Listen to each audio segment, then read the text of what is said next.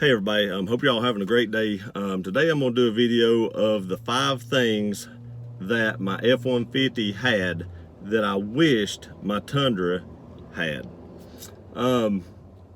So first of all, I'm in the Xterra, as you can see. There's no headliner in it. The headliner was falling down, so I took that out. I'm going to go take it and have the new cloth piece put back on it, and then I'll reinstall it.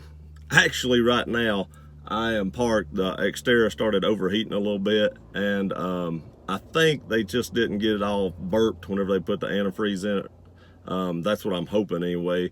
It very well could be a thermostat, but right now I'm having someone bring me some antifreeze. I don't have any with me, so I was just out driving it around, testing it out. The engine's doing fine. It just started overheating, so it's one of 2 things, I'm sure. So whenever they get here with the antifreeze, I'll put it in and see what happens. But until then, I thought I'd shoot a video. So the 5 things that, my F-150 had, I wish my Tundra had. First thing first, remote start. For the, top of the line Platinum and 1794 edition Tundras, and I have the Platinum. For that price point, the remote start should be standard in those vehicles. As much as you pay for those, the remote start should be standard. Once you got to a certain price point in the F-150, it did come on it, so I don't know why Tundra didn't offer that. There is a double-edged sword there, though. I don't like Tundra's remote start. You remote start it, starts just like every other vehicle. You get in the vehicle, stick your key in the ignition, vehicle dies. Then you have to restart it. I wish it was like my F-150 in that aspect, too. You start the vehicle, you get in the vehicle, stick your key in the ignition, just turn it to the start position. It never stops. It never dies or anything like that. It just keeps running.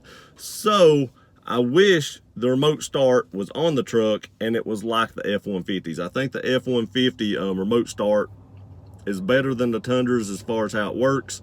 And I also think that, they should put it standard on the higher price point vehicles.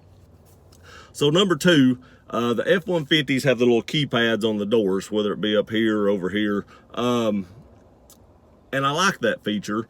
If you lock your keys in the vehicle, you can have your little code there that you can set yourself and get in and out of the vehicle in case you lock your keys. You don't have to call nobody. You don't have to worry about an extra key or anything like that. You can get in and out with just the code.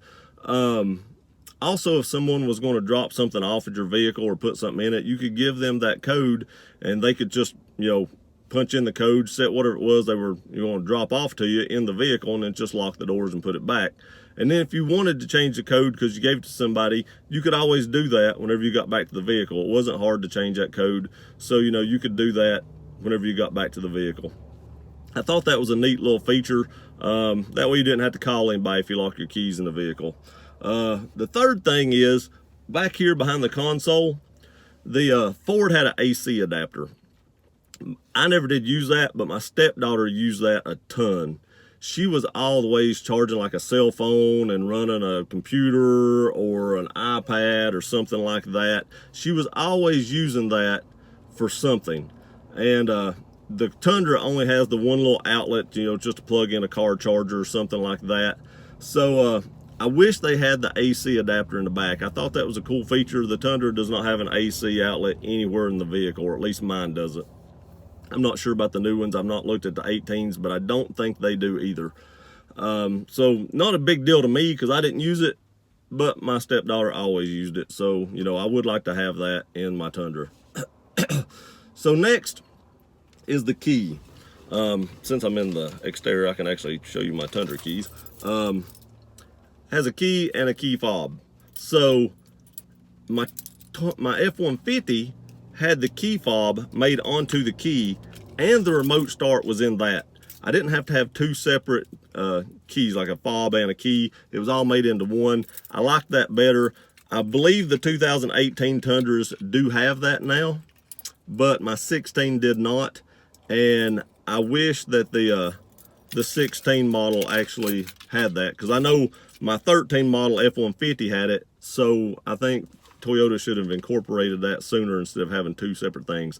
That's very minor, very, very minor, but I carry so much stuff in my pockets, if you see my EDC videos, that this is just a little bit cumbersome, a little extra space in my pocket that, I could use, not use for something else, but I could actually use the space in my pockets because I just carry so much stuff all the time, EDC in it. So that's not a huge deal. It's not a huge issue, but that was just something I would have liked to have seen them do a little bit sooner.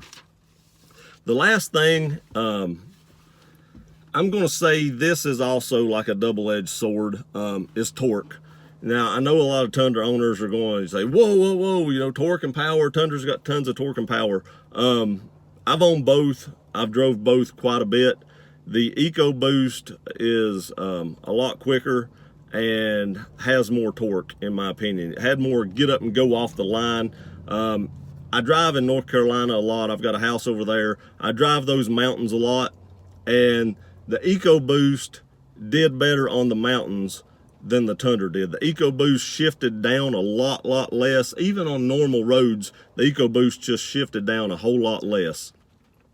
The torque in that truck was so strong that, you know, it didn't need to shift down. It could handle the hills and stuff fine. It, you know, had no issues with that. But there again, with the issues I had with my intercooler and my engine and stuff like that, if that was a big deal to me, I would still have that truck. So that's not a big deal to me. The issues I was having with it far exceeded the expectations, you know, or the, not really the expectations, but far exceeded the want for me to have that torque. I don't regret trading that truck at all. I mean, the issues I was having with it, you can watch my other video. I'll link it to the end of this. My 6-month ownership, I tell exactly why I traded my F150. It had some major issues, so I'm perfectly fine with the power and torque that is in my Tundra. I don't pull a whole lot, so not a huge deal to me, but it just was nice not having it shift down so much. But I would not go back to the F150 for that torque. I just want to make that straight. So Tundra owners, don't get too mad. Even though I said it had more torque and I like the way it pulled a little better up the mountain, I would not revert back to that vehicle by no means. The last thing, I know this is a 5 things, and this isn't really for me, but I know a lot of people are going to say this, frames. They're going to talk about the frame on the F-150 and about how it's a box frame and the Toyota's a C-channel frame. To me, that's not a huge issue. I don't tow very much at all. Very seldom do I tow anything. And I got a buddy that has a Tundra that tows a bunch of lawn equipment. He has a lawn service on the side, and he hauls 2 0-turns and tons of weed eaters and leaf blowers and a trailer and everything like that. And he's done that for many years and had 0 issues with hauling that. And I know I will never haul anything any more than that in my truck. So it's, you know, he has, like I said, he says it hauls it fine, so I would have no issues with that at all. Somebody just pulled in. I'm sitting here in the parking lot. They're probably gonna want to know what I'm doing, but I've had 0 issues with that at all. I don't really care about that. Somebody's actually throwing something in the dumpster is what they're doing. So if you hear the noise. So those are my 5 things that I wish that my Tundra had that my F-150 actually had. So, you know, if there's any more that you think about that you would, you know, like to see in one or the other, please add that in the comments. And, you know, I try to answer all the comments that are on my videos, or I do the best I can. I might miss 1 or 2 here, but I try to do the best I can. So, we can start a discussion on that. Let's keep it clean. I know people get mad, and I've seen some horrendous comments either way on my videos. So let's keep it clean, but let's have a nice discussion in the comments about things, you know, that you'd like to see on one, or you think one's missing versus the other, or anything like that. I appreciate you watching this video. This is just my thoughts on the things I would like to see the Tundra have in the future, and they have already fixed some of that. So, you know, good for them. It's just mine didn't have it, and I had to go by what, you know, my experience is with my Tundra. Thank you all for watching this video. I greatly appreciate it. Please like, share, and subscribe. We'll see you next time.